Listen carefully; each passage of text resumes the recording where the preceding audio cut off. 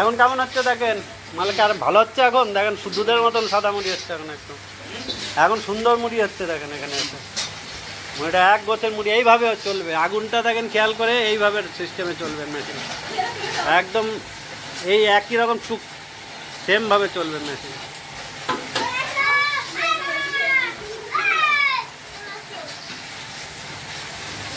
আর এইভাবেই চালটা তুলবেন, এইভাবেই চালের গোছটা তুলবেন, তাহলে এই মুড়ি ঠিক হয়ে যাবে, আর কিচ্ছু করতে হবে।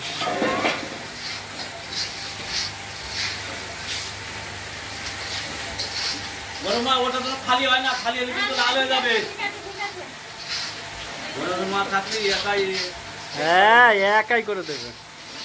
খালি এই সাইডটা একটু কন্ট্রোল করার লোক রাখবেন, তাহলে হবে। এই সাইডটা একটু দেখাশোনার লোক, কাঠ দেওয়া আর হ্যাঁ, এই কাঠ দেওয়া আর এই ডেলিভারিটা খেয়াল করা, আর কিছু না। চাল পড়ছে কিনা ওটা দুই একটা ছিটকে পড়বে, আর কিছু করার নেই।